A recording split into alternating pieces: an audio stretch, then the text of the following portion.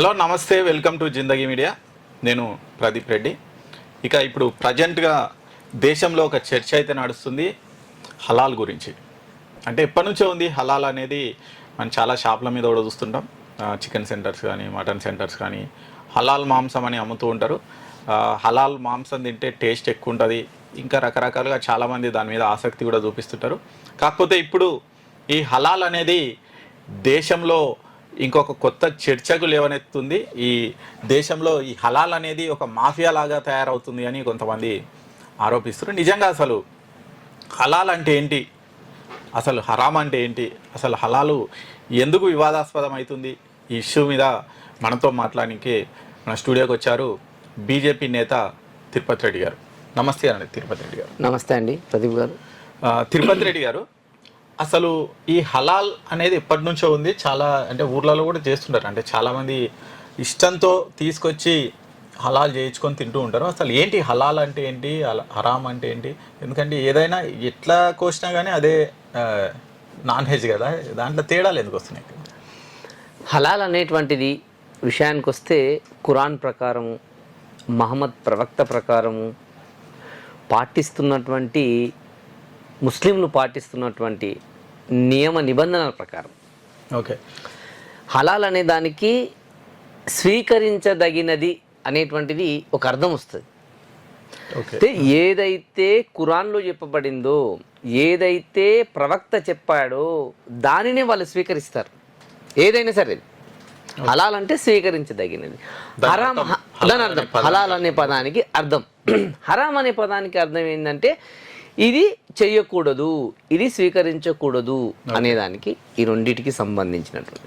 అసలు హలాల్ అనేటువంటిది భారతదేశంలో ఎప్పటి నుంచి స్టార్ట్ అయ్యిందయ్యా అంటే ముస్లిం కంట్రీస్ నుంచి. అప్పట్లో ముస్లిం పాలకులు వచ్చిన తర్వాత ఈ యొక్క హలాల్ అనేటువంటి కాన్సెప్ట్ మన తాత ముత్తాతల నుంచి అది వస్తూ వస్తూ వస్తూ ఇప్పటికీ అలాగే నిలిచిపోయింది. ఇప్పటికీ అలాగే ఉండడం వల్ల మీకు ఏమైనా నష్టమా అంటే చాలా నష్టం జరుగుతుంది. నాకు నష్టం కాదు, మన దేశ భద్రతకు ముప్పు వాటిల్లేటువంటి అవకాశం ఉంది. కాబట్టి ఈరోజు మనం చర్చ తీస్తున్నాం దీన్ని. అంటే హలాల్కు దేశ భద్రతకు సంబంధం ఏంటి చెప్తాను. హలాల్ అనేటువంటిది కంపెనీ ప్రొడక్ట్స్ పైన, అంటే తినే ప్రొడక్ట్స్ పైనే కాకుండా మటన్ చికెన్ లాంటి, మనం చాలామంది ఏమంటారు హలాల్ అనేసరికి కోని కోయడం, మేకలు కోయడం, గొర్రెం కోయడం, ఈ విధమైనటువంటి దానిపైన మైండ్కే మన మైండ్ సెట్ వెళ్తుంది.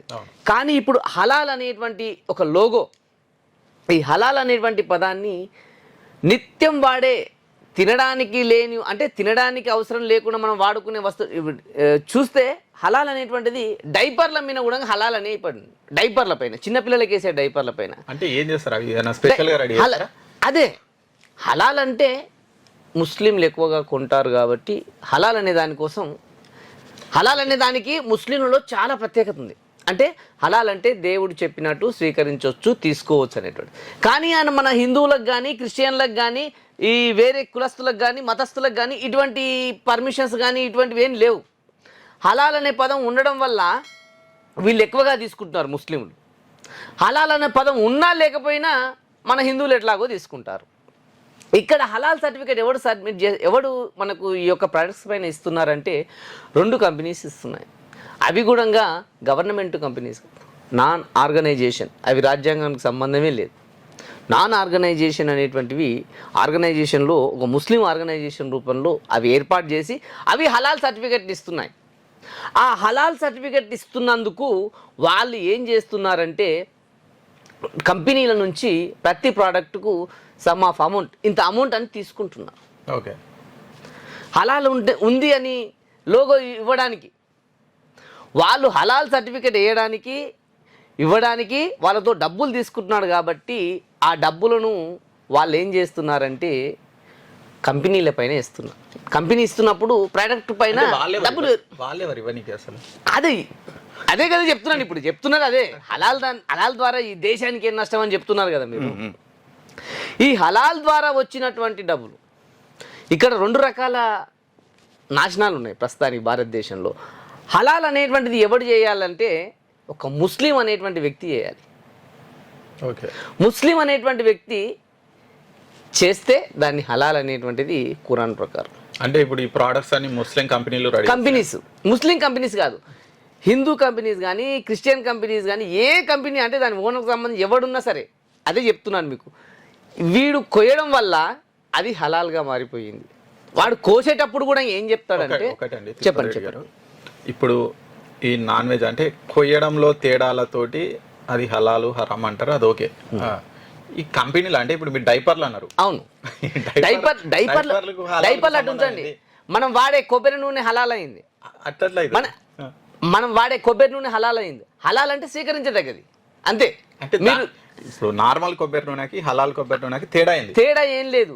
వీడు సర్టిఫికెట్ ఇస్తే హలాల్ అనేటువంటిది స్వీకరించదగినది, ఖురాన్ ప్రకారం స్వీకరించొచ్చు అనేటువంటి విషయాన్ని ముస్లింలు వాళ్ళు ఎట్లా చెప్తారు దాన్ని? ఖురాన్ ప్రకారం ఇదే స్వీకరించాలని వాళ్ళు ఎవరు చెప్పనీకి? అంటే ఈ ఏదైతే హలాల్ సర్టిఫికెట్ ఎవరైతే ఇచ్చిండో, ఉండాలి కదా దానికి, హలాల్ సర్టిఫికెట్ ఎవరైతే ఇచ్చిండో వాడు దానిపైన లోగో వేసుకోవడానికి ఆ కంపెనీ పర్మిషన్ ఇస్తుంది. అదేనండి నాకు ఇక్కడ అర్థం కాదు ఏంటంటే, మీరు చెప్తున్నారు అంతా ఓకే, కానీ ఇప్పుడు ఒక చికెన్ ఒక కోడిని కట్ చేసే పద్ధతిలో తేడా వల్ల దాన్ని హలాలు హరామ్ అంటారు ఏదో, దాని గురించి అది మాట్లాడదు. ఇప్పుడు ఒక కొబ్బరి నూనెను ఏం చేస్తారు అంటే స్పెషల్గా ఏం చేస్తారు అంటే మామూలుగా కొబ్బరి నూనె మామూలు కొబ్బరి నూనె ఏం చేయరండి, మామూలు డైపర్ని ఏం చేయరండి, మామూలు పౌడర్ డబ్బాని ఏం చేయరండి, మామూలు బిస్కెట్ ప్యాకెట్ ఏం చేయరండి. వాళ్ళు దానిపైన లోగో యాడ్ చేస్తారండి. అదే లోగో యాడ్ చేయడం వల్ల అదే అండి. నాన్ ఆర్గనైజేషన్ ముస్లిం కంపెనీస్ అనేటువంటివి ఒక 2 కంపెనీస్ ప్రస్తుతానికి భారతదేశంలో ఉన్నటువంటిది 2 కంపెనీస్ ఉన్నాయి. ఆ కంపెనీ ఆ లోగోలని వీళ్ళకు సబ్మిట్ చేయడానికి ఈ యొక్క మేము అంటే ముస్లిం డెవలప్మెంట్ ఆర్గనైజేషన్స్ అవన్నీ ఓకే. ఆ 2 ఆర్గనైజేషన్ ముస్లిం డెవలప్మెంట్ ఆర్గనైజేషన్. ఏదైనా ముస్లిం డెవలప్మెంట్ ఆర్గనైజేషన్ పెట్టింది అంటే ఖచ్చితంగా ఆ యొక్క ముస్లిం వ్యక్తులు నమ్ముతారు. హలాల్ అనే పేరు ఉంది కాబట్టి వాళ్ళు దేవుణ్ణి ఖురాన్ ప్రకారం వాళ్ళు ఆ యొక్క మౌన ప్రవక్త ప్రకారం జీవనం సాగిస్తున్నారు కాబట్టి, వాళ్ళు చెప్పినటువంటి జీవనం సాగిస్తున్నారు కాబట్టి హలాల్ అనే పేరుకు ఒక 3 ప్రోడక్ట్స్ ఉన్నాయండి. ఆ 3 ప్రోడక్ట్లకు కూడా ఒకదానికి హలాల్ పేరు ఉండి రెండిటికి క్వాలిటీతో ఉన్న క్వాంటిటీతో ఉన్న రేటు తక్కువ ఉన్న కూడా, ఏదైతే క్వాలిటీ లేకుండా ఏదైతే రేట్ ఎక్కువ ఉన్నా సరే హలాల్ అనే పదం ఎక్కడైతుందో అది కొంటారు వాళ్ళు. అటువంటి పరిస్థితిలో భారతదేశంలో ఉంది. అంటే ఇప్పుడు ఈ హలాల్ ఏ విధంగా వాళ్ళు చేస్తారంటే ముస్లింలే తయారు చేయాలి, ముస్లిం కంపెనీసే తయారు చేయాలి. కానీ ఇక్కడ ఏం జరుగుతుందంటే ముస్లిం కంపెనీస్ అనేటువంటివి ఈ హలాల్ తీవ్రత ఎక్కువైన కొద్దీ ఏం చేస్తున్నారంటే, సికిందర్ అని ఒక ఆయన ఉన్నాడు, ఆయన సామాజికవేత్త. ఆ సికిందర్ అనేటువంటి వ్యక్తి దీనిపైన ఏదో జరుగుతుందని దీనిపైన మొత్తం ఎంక్వైరీ చేశాడు. హలాల్ ఎవడైతే సర్టిఫికేట్ తీసుకుంటాడో ముస్లింల చేత ఆ యొక్క ప్రొడక్ట్స్ని తయారు చేయించాలి అంటే ముస్లింల చేత తయారు చేయించాలి కాబట్టి ఆ యొక్క ప్రొడక్ట్స్లో తయారు చేసే దాంట్లో ఇతర మతస్థులు ఎవరైనా ఉంటే వాళ్ళని తీసేసి ముస్లింలను చేంజ్ చేసుకోవాలి. అప్పుడు పొట్టకూటి కోసం అంటే మతం కులం అనేటువంటిది రెండవదండి. బతికునడం ఇంపార్టెంట్, వానికి తిండి ఇంపార్టెంట్. ఫస్ట్ వాడు ఆ తిండి కోసం మతం మారిన వాళ్ళు 38,000 మంది మతం మారిండండి.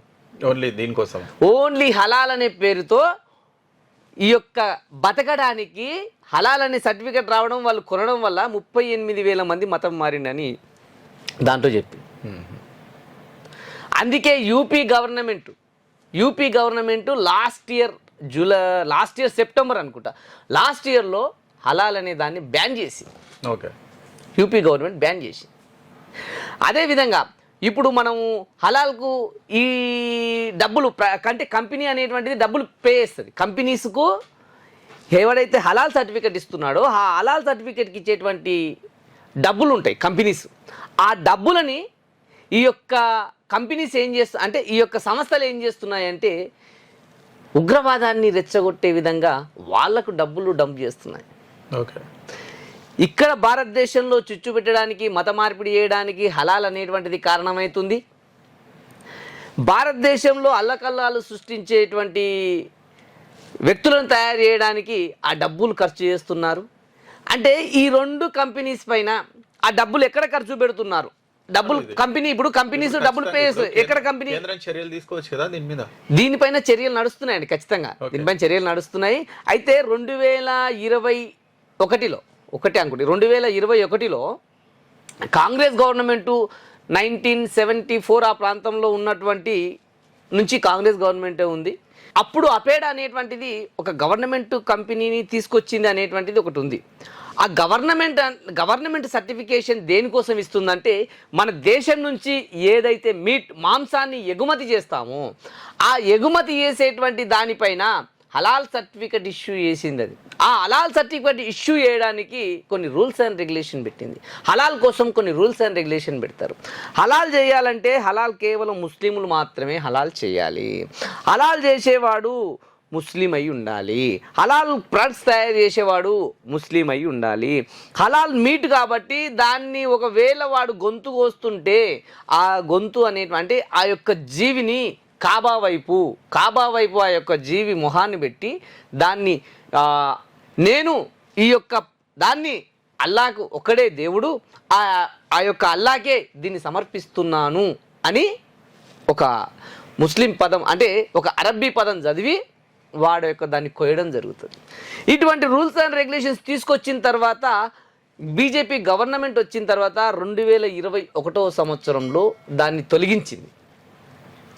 ఎవరో చేసిన దాన్ని బీజేపీ గవర్నమెంట్ వచ్చి తొలగించింది. దానిపైన చర్యలు తీసుకుంటుంది, చేస్తూనే ఉంది. మనం యూపీ గవర్నమెంట్ చూసాం. యూపీ గవర్నమెంట్ దాన్ని బ్యాన్ చేసేసింది ఏకంగా. అతి కొద్ది రోజుల్లో దేశంలో ఉన్నటువంటి దానిపైన కూడా హలాల్ అనేది ఈ యొక్క ఆర్గనైజేషన్ల పైన కూడా ఖచ్చితంగా చర్యలు తీసుకుంటుంది. ఈ యొక్క చర్యలు ఎందుకు అంటే హలాల్ అనే దాన్ని నేను వ్యతిరేకించడం లేదు. ముస్లిం మనోభావాలను కానీ హిందువుల మనోభావాలను ఎవరిని దెబ్బతీసేటువంటి అంశం కాదు. అంటే ఈ విధమైనటువంటి చర్యలు జరగడం వల్ల మత మార్పిడులు పెరుగుతున్నాయి.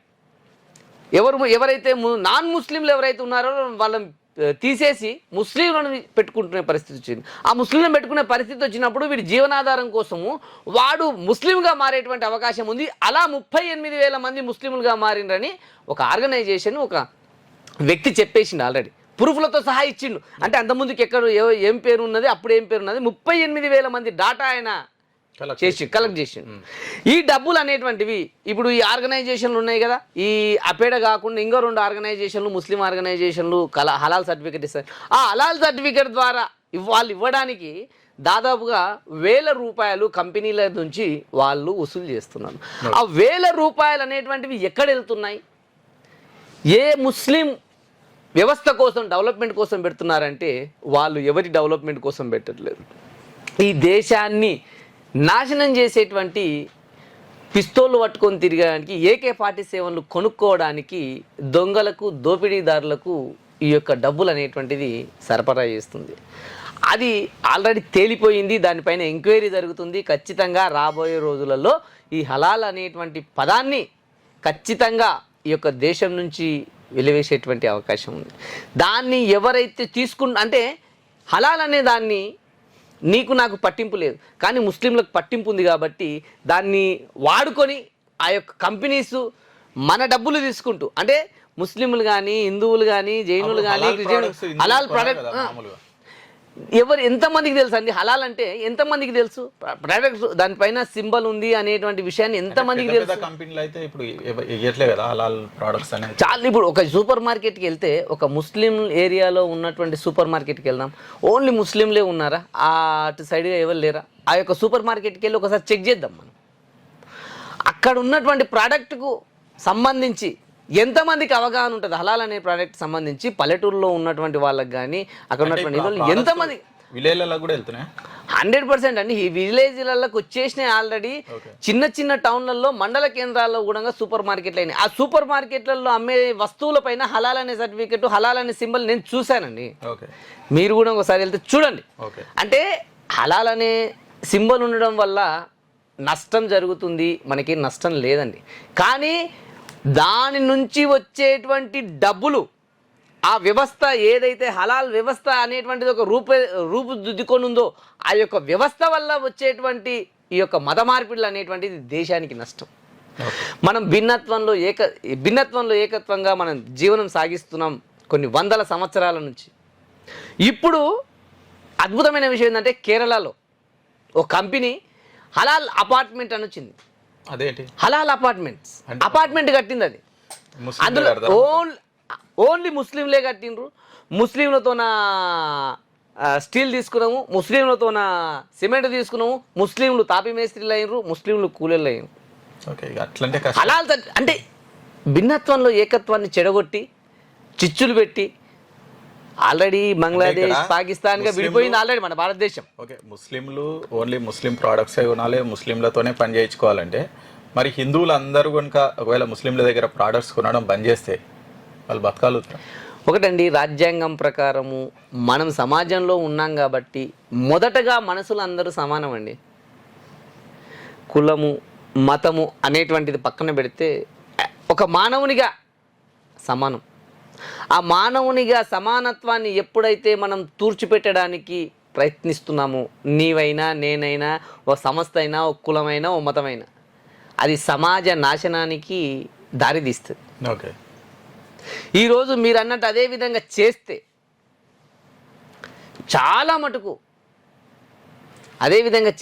చాలా మటుకు అల్లర్లు చెలరేగేటువంటి అవకాశం ఉంది, జీవనోపాధి కోల్పోయేటువంటి అవకాశం ఉంది. ఇదే ముస్లింలు హిందువులుగా మారేటువంటి అవకాశం ఉంది. అది కూడా డేంజరే. మళ్ళీ అంటే ఎవరి అభిప్రాయాలు ఎవరి మనోభావాలను ఎక్కడ బలవంతంగా రుద్రం అనేటువంటిది కుదరదు. అది తప్పు అని చెప్తున్నారు. వాళ్ళ ఖురాన్ ప్రకారము, వాళ్ళ మహమ్మద్ ప్రవక్త ప్రకారము, వాళ్ళ జీవన విధానం ప్రకారం జీవించడం రాజ్యాంగం ఇచ్చినటువంటి హక్కు అండి వాళ్ళకి. నీవు నీ ధర్మం ప్రకారం జీవించడము రాజ్యాంగం ఇచ్చిన హక్కు. ఒక క్రిస్టియన్ వాళ్ళ ధర్మం ప్రకారం జీవించడము, బైబిల్ ప్రకారం జీవించడము, బైబిల్లో ఉన్నటువంటి విషయాల ప్రకారం జీవించడం ఆయన ధర్మం, అది ఆయన హక్కు. అది ఎవరి హక్కులను వాళ్ళు కాపాడుతూ ఇతరుల హక్కులను కాలరాయకుండా ఉండేటువంటి వ్యవస్థలో మనం ఉండవలసి వస్తుంది. లేకపోతే ఇటువంటి ఇబ్బందులు ఎదురవుతాయి అనేటువంటిదే మా యొక్క అభిప్రాయం. ఓకే, ఇంకొకటి అంటే ఇంకో డౌట్ వస్తుంది.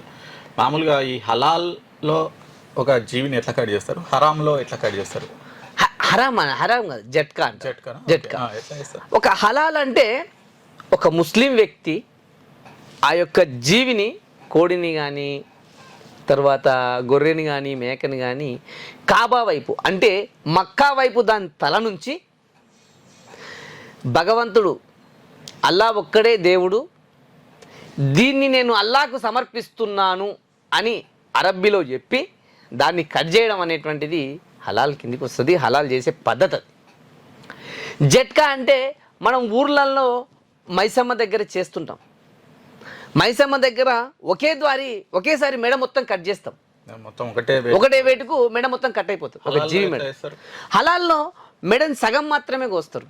అంటే ఒక రక్తనాళం, గొంతులో ఉన్నటువంటి ఒక రక్తనాళాన్ని కోస్తే రక్తంలో, ఈ శరీరంలో ఉన్నటువంటి రక్తం మొత్తం బయటికి వచ్చేంత వరకు ఆ యొక్క జీవి కొట్టుకుంటూ చాలామంది నిపుణులు చెప్పినటువంటి విషయం ఏంటంటే, హలాల్ ద్వారా ఆ విధంగా జీవి కొట్టుకుంటూ వస్తున్నప్పుడు అందులో ఒక రకమైనటువంటి హార్మోన్స్ రిలీజ్ అయ్యి ఆ యొక్క ఆహారం విషంగా మారేటువంటి అవకాశం ఉందనేటువంటి చాలామంది పెద్దలు చెప్తున్నారు. దానిపైన మనకు పెద్ద అవగాహన లేదు. చాలామంది పెద్దలు చెప్తేనే విన్నాం మనం. అంటే జట్కా ద్వారా కోస్తే మంచిది, హలాల్ ద్వారా కోస్తే మంచిది కదంటే, ఏదైనా సరే జీవిని హింసించడమే అండి. ఇది ఎక్కువగా హింస పెడుతున్నాడు, ఇది తక్కువగా హింస పెడుతున్నాడు. ఓకే, జీవులను హింసించడమే. కానీ దాన్ని ఇప్పుడు మనం మార్చగలమా? ఇప్పటికిప్పుడు అంటే మార్చలేం. జీవులు ఉన్నాయి కోసుకొని తినడానికి అనేటువంటి వ్యవస్థ, జీవులు ఉన్నాయి, కోళ్ళు ఉన్నాయి, దేనికోసం ఉన్నాయి 20 అంటే కోసుకొని తినడానికి ఉన్నాయి, ఏంటుకునే 20 అనేటువంటి వ్యవస్థలో మనం బతికేస్తున్నాం. అది ఒక వేరే చర్చ మళ్ళీ. అంటే ఏదైతే ఈ కోసే విధానాన్ని పక్కన పెడితే, చేసే విధానాన్ని పక్కన పెడితే, దీని ద్వారా లింక్ అయి ఉన్నటువంటి వ్యవస్థలు, వాళ్ళు చేసేటువంటి పనులు, వాళ్ళకు వచ్చేటువంటి డబ్బులు, వాళ్ళు యూటిలైజ్ చేసేటువంటి విధానం తప్పు విధానంలో ఉంది. కాబట్టి దీన్ని బ్యాన్ చేయాలని కోరుకుంటున్నాం. భారతీయ జనతా పార్టీ నాయకునిగా, భారతీయ జనతా పార్టీ కార్యకర్తగా దాన్ని బ్యాన్ చేయాలని కోరుకుంటున్నాం. ఎట్ ద సేమ్ టైం వాళ్ళ యొక్క హక్కులను కాపాడాలని కూడా ఘంటాపదంగా చెప్తాం. ఎందుకంటే ఎవరి హక్కు ప్రకారము, ఎవరి ధర్మం ప్రకారము, ఎవరైనటువంటి వాళ్ళకు విలువ ప్రకారము, వాళ్ళు ఇచ్చినటువంటి దేవుని అంటే ఖురాన్ ప్రకారము కానీ, బైబిల్ ప్రకారం కానీ, భగవద్గీత ప్రకారం కానీ, హిందూ ధర్మం ప్రకారం కానీ, జైనులు కానీ, బుద్ధిస్టులు కానీ, ఎవరైనా సరే వాళ్ళ జీవనానికి ఉపయోగపడే విధంగా ఉండేటువంటి హక్కులను వాళ్ళకు కల్పించడం కూడా వ్యవస్థలో అవసరం. కానీ వ్యవస్థ ద్వారాలో అంటే వాళ్ళు చేసేటువంటి పద్ధతులలో భారతదేశంలో కానీ, రాష్ట్రంలో కానీ, జిల్లాల్లో కానీ ఎక్కడైనా పొరపాట్లు జరిగి అల్లర్లు చెలరేగి వేస్తే దానిపైన కఠిన చర్యలు తీసుకోవాలి అనేటువంటి ఉద్దేశంతోనే యూపీ గవర్నమెంట్ దాన్ని స్టాప్ చేసేసింది. అక్కడ విపరీతంగా పెట్టరేగిపోయింది. ఓకే. అంటే ఇవన్నీ వింటుంటే ఒకసారి బాధేస్తుంది. అరే మన డబ్బులు తీసుకుంటూ మనపైనే అరాచకాలు సృష్టించేటువంటి వ్యవస్థలో మనం ఉన్నామా? ఇంత నీత్యాన్ని కొడగడుతున్నామా? ఓకే. అటువంటి పరిస్థితుల్లో ఉన్నాం కాబట్టి మనం వ్యవస్థను, రాజకీయ వ్యవస్థను మార్చగలగాలి. మనం రాజకీయంలో ఎవరిని ఎన్నుకుంటున్నాం? కులం ఆధారంగా ఎన్నుకుంటున్నామా? మతం ఆధారంగా ఎన్నుకుంటున్నామా? కులాలు మతాలు పక్కన పెట్టి ఏ వ్యక్తి అయితే నీకు మంచి చేస్తాడో, ఏ వ్యక్తి అయితే సమాజానికి మంచి చేస్తాడో అటువంటి వ్యక్తులకు సపోర్ట్ చేయాలి. అటువంటి వ్యక్తులను ఎన్నుకోవాలి. నీతి నిజాయితీగా ఉన్నటువంటి వ్యక్తులను ఎన్నుకున్నప్పుడు మాత్రమే సమాజంలో కొన్ని మార్పులు అనేటువంటివి సమూలంగా తూర్పు పెట్టుకొని పోతాయి. ఆ మార్పు జరగాలి అంటే ప్రజల్లో కూడా చైతన్యం ఉండాలి. ప్రజల్లో చైతన్యం వస్తేనే ఈ మార్పులు సాధ్యమవుతుంది. ఒక మంచి నాయకుడిని ఎన్నుకుంటేనే ఈరోజు ఒక దేశ ప్రధాని కుటుంబం లేకుండా ఈ దేశమే నా కుటుంబం అంటూ తన ప్రాణాన్ని పణంగా పెట్టి ఈ యొక్క దేశాన్ని ముందుకు నడిపిస్తుంది. ఆయనకు మనం అందరం సపోర్టుగా ఉండాల్సిన అవసరం ఉంది అని చెప్తూ ముగిస్తున్నాం. ఓకే, థ్యాంక్ యూ అండి తిరుపతి రెడ్డి గారు. మొత్తానికైతే ఈ హలాల్ అనేది ఓకే, ఈ మాంసం వరకు అయితే ఓకే, అంటే అది వాళ్ళ విశ్వాసము, వాళ్ళ ఆచారం, దాని వరకు తప్పుపట్టేది లేదు. కానీ ఈ డైపర్లు, మరి కొబ్బరి నూనె, వీటిపైన కూడా హలాల్ ముద్ర, బిస్కెట్లు, వీటి మీద హలాల్ ముద్ర వేసి, అంటే ఒక వర్గాంతోనే మొత్తం పని చేయించేటువంటి వ్యవస్థ రావడం మాత్రం నిజంగా ప్రమాదకరం. మరి దీని మీద ప్రభుత్వం ఎలాంటి చర్యలు తీసుకుంటుంది అనేది మనమైతే వేచి చూద్దాం. థ్యాంక్ యూ తిరుపతి రెడ్డి గారు. నమస్తే అండి.